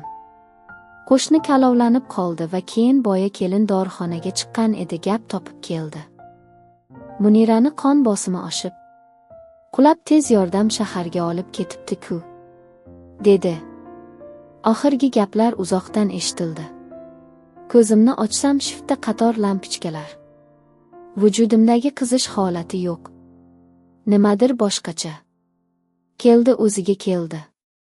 Ayol kishining keskin ovozi eshitildi. Yaxshimisan? Gapir. Ahvoling yaxshimi? Meni eshityapsanmi? Zo'rg'a boshimni qimirlatdim. Keyin birdan yodimga tushib jon holatda. Bolam. Bolam. Negadir yig'ladim. Yig'lama. Qizingni biroz turib ko'rasan. Qizim. Mening qizim bor. O'zingga shukr. Vujudimdagi yengillikdan 3 kun kelyapti. Ajabo. Necha oy deganda birinchi marta ko'nglim aynimayapti. Hozir ota-onam kelib qolishsa kerak. Ular bobo va buvi bo'lishdi. Birinchi nabiralari. Jonlantirish bo'limidan bugun palataga olishdi. Ammo hali qizimni ko'rganim yo'q. 7 oylik tug'ilgancha qaloqlar maxsus qutida parvarishlanar ekan. Ishqilib sog'-omon bo'lsa bo'ldi. Bir narsa ko'nglimga ozgina xotirjamlik berdi.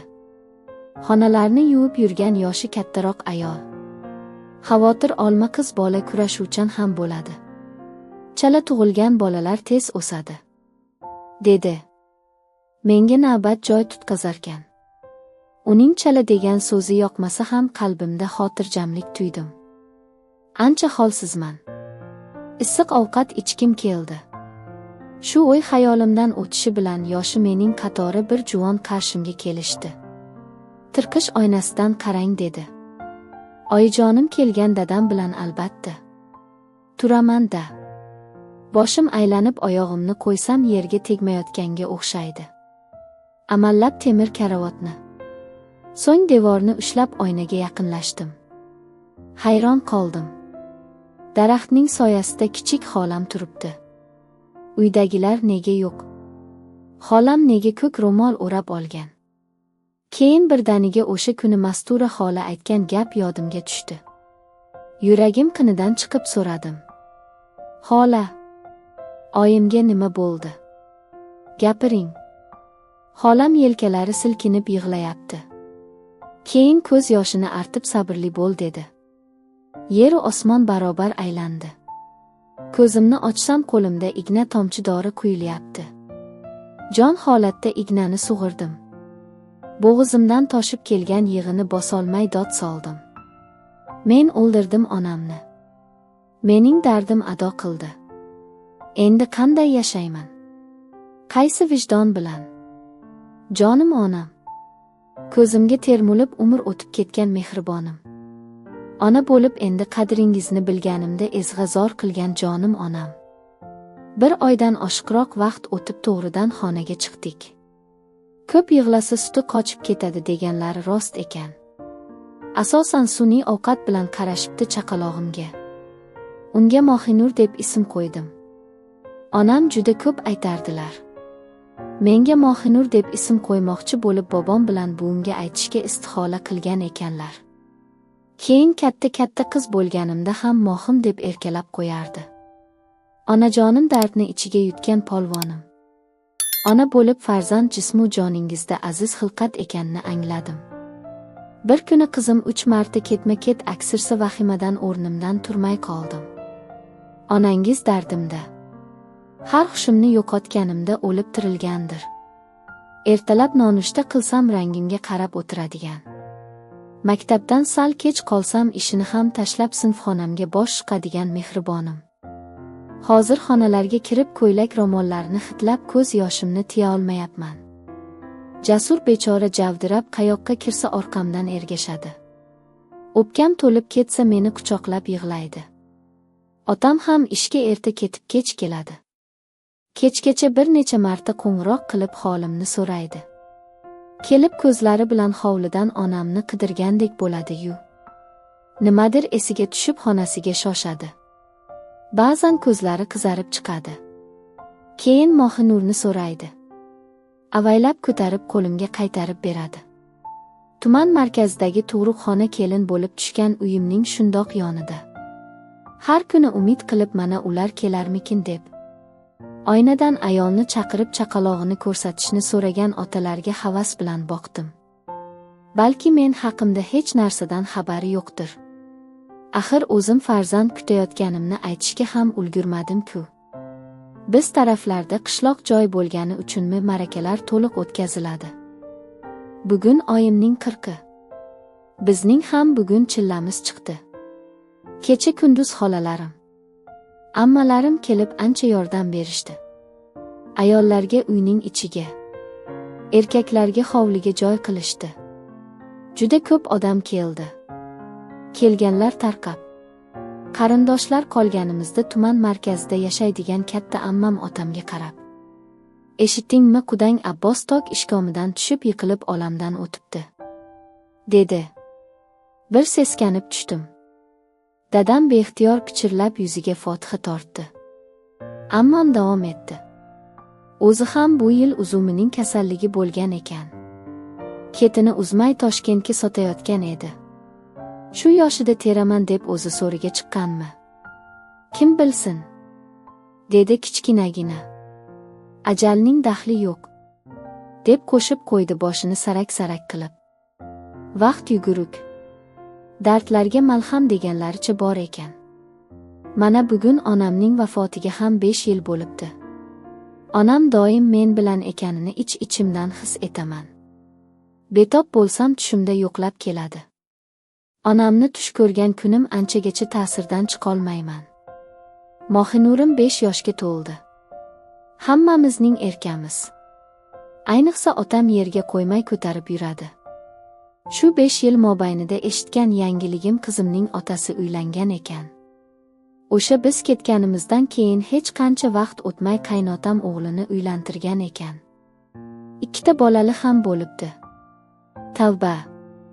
Bizning hamon qonuniy ham shar'iy ham nikohimiz bor. Uylanganidan negadir uncha ta'sirlanmadim. Ko'zdan yiroq, ko'ngildan yiroq deganlari shumikin. Aytgancha, Jasur oliygohga o'qishga kirdi. Farmatsevt bo'ladi. Onamning kasbini davom ettiradi. Unga chin dildan havas qildim. Bir kuni dadam qo'ng'iroq qilib, tezda kollejni bitirgan diplom va boshqa hujjatlarimni olib, ishxonasiga kelishimni tayinladi. Qishlog'imizda Madaniyat saroyi qoshida juda katta kutubxona barpo etildi. Shu yerga xodimlarni ishga qabul qilishayotgan ekan. Shukr, meni ham qabul qilishdi.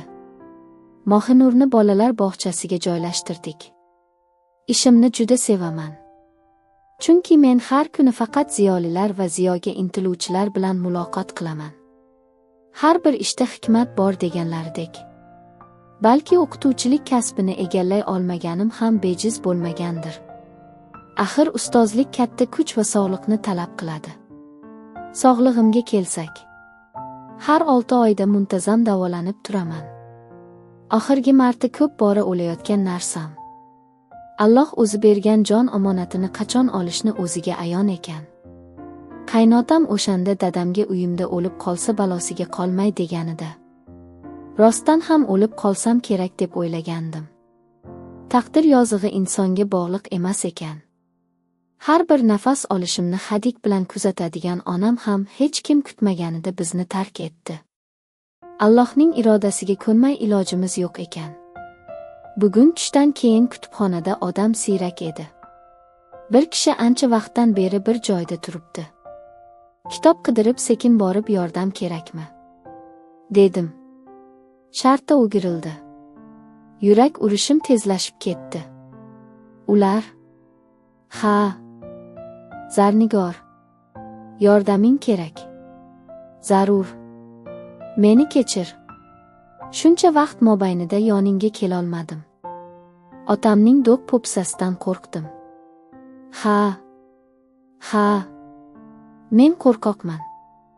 Lekin bir zum seni unuta olmadim. Havo yetmayapti. Lekin o'zimni qo'lga oldim. Eshitdim. 2 farzandning otasi ekansiz. Bolalaringizni yetim qilmang. Yetimlikni katta odam ko'tara olmas ekan. Dedim. Qizimni xohlagan paytda ko'rib turing. Mayli. Ajratishga haqqim yo'q. Lekin mening javobimni berib keting. Zarnigor. Hammasini o'yladim. Hozircha ayolimga bildirmasam ham ikkalangizning ta'minotingizni qilaman. Yo'q dema. Ikkalangizni boqishga qurbim yetadi. So'zlarini bo'ldim. Rizqimizni yetkazib turibdi. Siz rizq beruvchi emassiz. Jon oluvchi ham. Rizq beruvchi ham o'zi ekan. Siz adolat qila olishingizga ko'zim yetmaydi. Iltimos. Endi dardlarimni unutib, hayotimda yangi sahifa ochdim. Meni tinch qo'ying. O'tgan 5 yil davomida uni bir ko'rishga mushtoq bo'lganlarim. Bolam betob bo'lsa, bir suyanchiq bo'lsin deb zor bo'lganlarim. Tushimda ko'rsam, qancha hayajonlanib yo'l qaraganlarim. Hammasi esimga tushib yig'lab yubordim. Ular menga qarab turdi va: Zarnigor, Men bilan ketasanmi? Dedi. Men esa ko'z yoshimni artib bor kuchimni to'plab. Ketgim kelmayapti, dedim. Uzoqdan eshitilgan azon sadosi yuragimga taskin berdi. Kutubxonaning katta derazasidan tushayotgan quyosh nuri chang zarralarida o'ynar. Behzodning ko'zlaridagi yalinchoq nigohi esa hamon qalbimni tirnardi. Ortiga o'girilib, sekin qadamlar bilan eshik tomon yurdim. Ortimdan uning ovozini eshitdim. Zarnigor, iltimos. Shuncha yil kutdim. Bir imkon ber. To'xtamadim. Yuragim gup-gup urar. Lekin onamning o'sha kungi so'zlari qulog'imda jaranglar edi. Qizim, dorilaringni vaqtida ich. Kimdir xafa qilsa, birinchi doringni ichib, o'zingni xotirjam tut. Ha, meni sevgan insonlar qurbon bo'lishiga yo'l qo'ymasligim kerak. Kutubxonadan chiqib, hovli bo'ylab ketayotgan edim. Jasur ukam qarshimdan chiqib qoldi. Opa, yuzingiz oppoq. Yana yuragingizmi? Deb xavotir bilan yelkamdan ushladi. Yo'q, Jasur, yaxshiman. Uyga ketaylik, dedim. U mashina eshigini ochdi. Men orqa o'rindiqqa o'tirib, ko'zlarimni yumdim. Derazadan esgan salqin shamol terlagan peshonamni silardi. Jasur indamay haydab ketaverdi. Uyga yetguncha hech narsa demadi. Lekin bilardim. U hamma narsani tushunadi. Uyimiz darvozasidan kirganimizda otam hovlida Mohinur bilan o'ynab o'tirgan edi. Qizim meni ko'rishi bilan yugurib keldi. Oyijon, bugun bog'chada rasm chizdik. Mana, quyosh va daraxt. Va siz. Va bobojon. Ko'zimga yosh keldi. Uni bag'rimga bosdim. Otam esa nigohlarimni o'qigandek sekin bosh irg'ab, keyin ichkariga ishora qildi. Mohinurni Jasurga topshirib, otamning orqasidan xonaga kirdim. U stol ustidagi eski albomni varaqlardi. Qizim, bilaman. Bu kunlar kelishini sezardim. O'tir. Deraza oldidagi eski kursiga cho'kdim. Dadam davom etdi. Behzod yigitni ko'rganman bugun. Kutubxonaga kirishini kuzatib turdim. Sendan nima javob oldi? Bilmayman. Lekin shuni bilki, har qanday qaroringni qo'llab-quvvatlayman. Men boshimni ko'tarib, dadajon, men uni hali ham sevaman, deb yig'lab yubordim. Lekin ketolmayman. Bu uy, bu yer, siz, Mohinur, onamning ruhi meni ushlab turadi.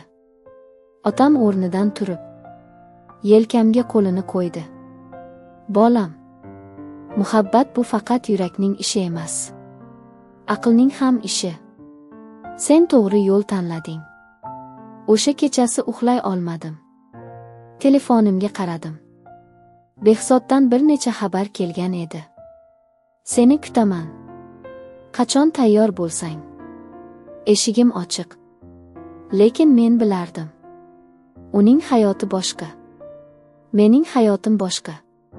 Ertasiga ishga bordim. Kutubxonada odatdagidek jimjitlik. Lekin tushga yaqin eshik ochilib, bir ayol kirib keldi. Yoshligi 30larda. Yuzida xavotir. Kiyimlari oddiy. Salom, dedi sekin. Men sizga gapirgani keldim. Isming Komila. Behzodning xotini. Yuragim muzlab qoldi. Qanday qilib? U yerda qotib qoldim. Komila davom etdi. Hammasini bilaman. Erim sizni unutolmaydi. Kechasi tushida sizni chaqiradi. Bilaman. Sizda undan farzand bor. Lekin iltimos, uni bizdan ayirmang. Mening ham 2 bolam bor. Ular otasiz qolishini istamayman. Ko'zlaridan yosh oqdi. Men chuqur nafas oldim. Komila opa, xavotir olmang. Men unga ketmayman, dedim qat'iyat bilan. Bu gapimni eshitib, u bir oz yengil tortgandek bo'ldi. Lekin yana nimanidir aytmoqchi edi. To'xtab qoldi. Keyin cho'ntagidan buklangan bir qog'oz chiqarib menga uzatdi. Bu sizniki bo'lishi kerak, deb chiqib ketdi. Qog'ozni ochdim. Bu nikoh guvohnomasining nusxasi edi. Behzod bilan mening nikohimiz hali ham bekor qilinmagan ekan. Bu shuni anglatardiki, u hali ham mening erim. Lekin Komila bilan ham oila qurgan. Bu qonuniy jihatdan muammo edi. Men boshimni ushlab o'tirdim. Nega bunday? Nega u ajrashmagan? Nega hayotimni bunchalik chigallashtiradi? Tushlikda otamnikiga bordim. Unga hammasini aytdim. Otam avval jahl qildi.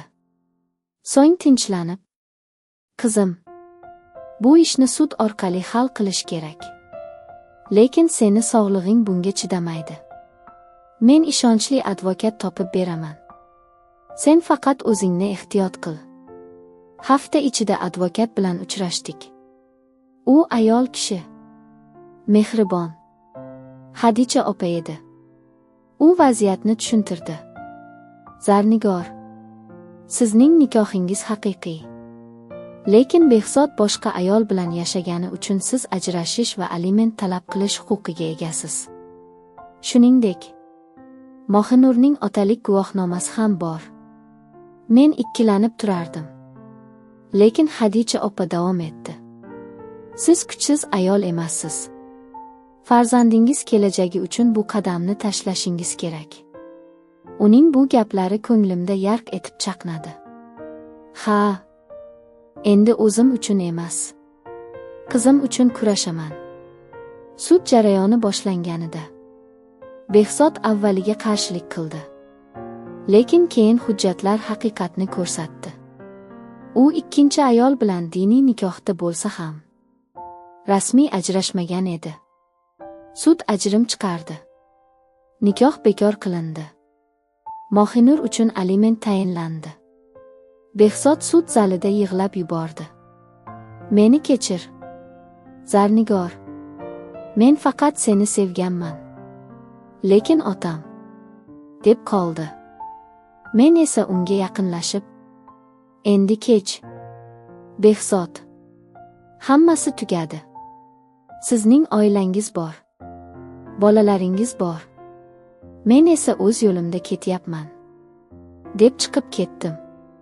Shu kuni kechasi uyquda onamni ko'rdim. U jilmayib, "Qizim, sen kuchlisan. Men sendan rozi", deb boshimni siladi. Uyg'onganimda yostiq ho'l edi. Lekin qalbimda ilk bor yengillik sezdim. Vaqt o'tdi. Mohinur maktabga bordi. Men kutubxonada ishlashda davom etdim. Endi kichik yozuvchilar to'garagini ham ochgan edim. Qishloq bolalari ertaklar yozar, she'rlar to'qirdi. Bir kuni tuman hokimiyatidan xat keldi. Yilning eng yaxshi kutubxonachisi nominatsiyasiga tavsiya etilganman. Bu xabarni eshitib otamning ko'zlari yoshlandi. Onang eshitib xursand bo'lardi, dedi. Ha, onamning ruhini har doim yonimizda his qilardim. Jasur universitetni bitirib, farmatsevt bo'lib ishga kirdi. Endi u otamning yordamchisi edi. Qishloq vrachlik punktida birgalikda ishlashardi.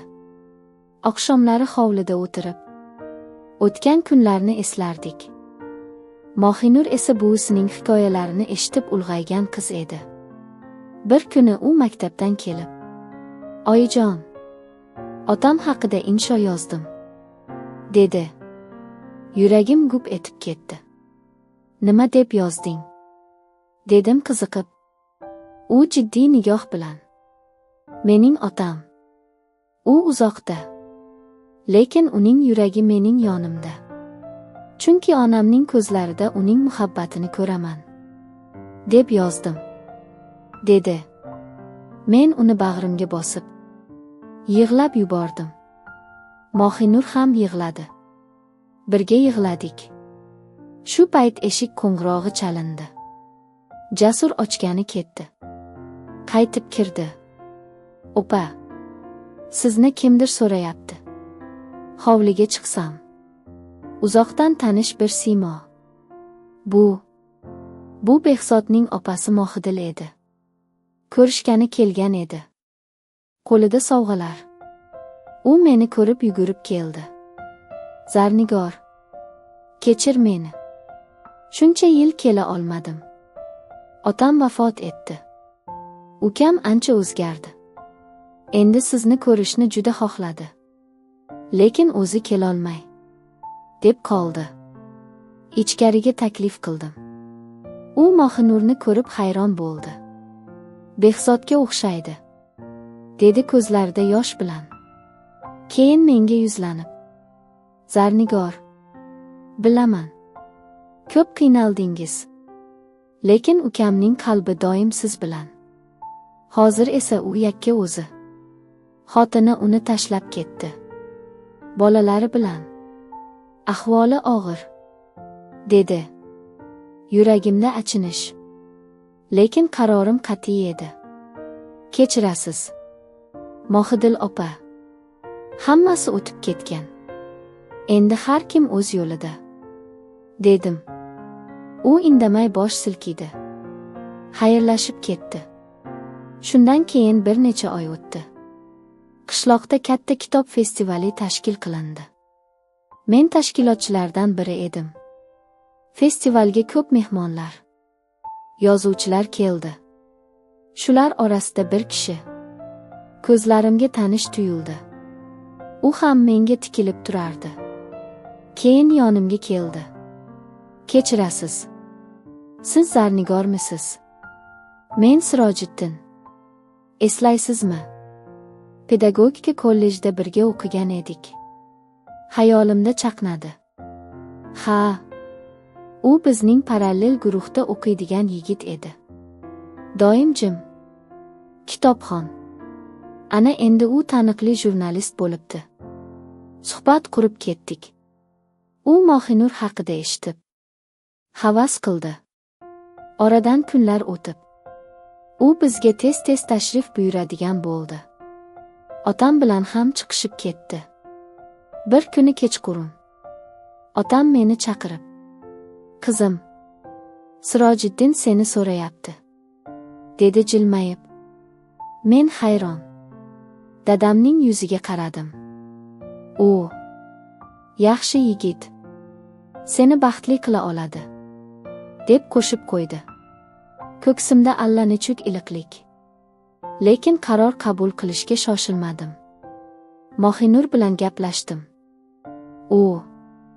Oyijon, men sizning baxtli bo'lishingizni xohlayman", dedi. Ko'zlarimdan yana yosh oqdi. Oradan yana bir yil o'tdi. Bahorning ilk kunlari edi. Hovlidagi o'rik daraxti gullab, atrofni xushbo'y hid tutgan. Sirojiddin bilan nikohimiz oddiy, faqat yaqin qarindoshlar ishtirokida o'tdi. Otamning duosini oldim. Jasur ukam kuyov jo'rasi bo'ldi. Mohinur esa oq ko'ylakda mening yonimda. Onamning surati oldida turib, ichimda pichirladim. "Onajon, men baxtliman. Sizning ruhingiz shod bo'lsin." To'ydan keyin Sirojiddin bilan yangi uyga ko'chdik. Lekin otamnikidan uzoq emas. Har kuni birga kechki ovqat qilardik. Kutubxonadagi ishimni davom ettirdim. Endi Sirojiddin bilan birgalikda qishloq bolalari uchun Kitobxonlik olami nomli kichik nashriyot ochdik. U maqolalar yozar, men esa kitoblar tahrirlardim. Mohinur allaqachon o'smir qiz bo'lib, onasining yo'lini tanlab, o'qituvchi bo'lishni orzu qilardi. Bir kuni Behzoddan xat keldi. Sirojiddinga qo'li bilan bergan edi. Xatda shunday yozilgan edi. Zarnigor, men katta xatolar qildim. Seni yo'qotib, o'zimni yo'qotdim. Lekin Allohga shukr, sendan qolgan Mohinurdek farzandim bor. Unga bo'lgan muhabbat sendan olgan eng katta sovg'am. Baxtli bo'l. Seni hech qachon unutmayman. Behzod. Xatni o'qib, ko'zimga yosh keldi. Lekin bu safar xafalikdan emas, balki kechirim va minnatdorlikdan edi. Xatni Mohinurga ko'rsatdim. U uzoq o'qib turdi. Keyin jilmayib, "Oyijon, otam yaxshi inson ekan. Lekin bizning hayotimiz endi bu yerda", deb qo'ydi. Ha, hayot davom etardi. Sirojiddin bilan kechqurunlari ayvonda choy ichib, yulduzlarga qarab, orzular qilardik. Bir safar u qo'limni ushlab, "Zarnigor, sendan bir iltimosim bor", dedi. "Gapir", dedim. "Yana bir farzand. Sen bilan birga o'stirmoqchiman." Yuragim dukillab ketdi. Doktorlar nima deydi? Bilmasdim. Lekin uning ko'zlaridagi umid meni ikkilantirardi. Otam bilan maslahatlashdik. "O, qizim, hozir sog'lig'ing ancha yaxshi. Lekin ehtiyot bo'lish kerak. Agar chindan xohlasang, maxsus shifokorlar nazoratida bo'ladi", dedi. O'sha yili kuzda men yana homilador bo'ldim. Bu safar ancha yengil o'tdi. Sirojiddin har daqiqa yonimda. Otam har kuni qon bosimimni o'lchab, jasur dorilarni nazorat qildi. Mohinur esa katta opalik vazifasini zo'r berib bajardi.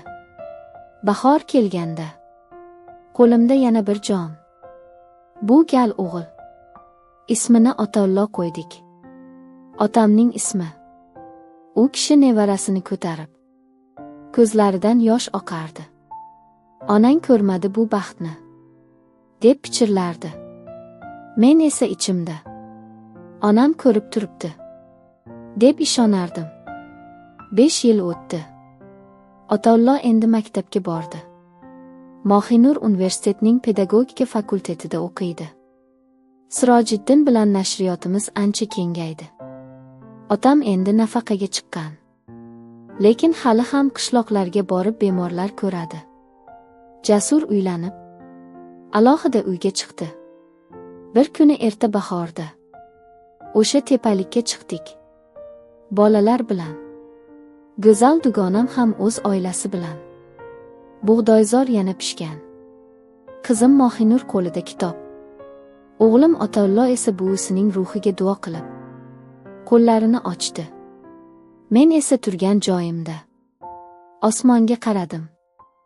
"Onajonim, mana hayot davom etyapti. Yuragimda siz, yonimda sevganlarim. Allohga shukr", deb pichirladim. Shamol sochlarimni silab o'tganida ko'z yoshlarim quvonchdan oqardi. Orqamdan Sirojiddin kelib, yelkamdan quchdi. "Zarnigor, baxtlimisan?" deb so'radi. Men uning ko'zlariga qarab, "Ha, juda baxtliman", deb javob berdim. Keyin bolalarimizga qo'shilib, bug'doy boshoqlaridan saqich qildik. Xuddi bolaligimdagidek. Faqat bu safar yuragim og'rimas. Chunki u sevgi, sabr va shukronalik bilan davolanib bo'lgan edi. E'tiboringiz uchun rahmat. Yuqoridagilardan o'zingizga kerakli xulosani chiqardingiz degan umiddamiz. Hayot daraxti kanaliga obuna bo'lishni va qo'ng'iroqchani bosib qo'yishni unutmang. Keyingi hikoyalarda ko'rishguncha sog' bo'ling.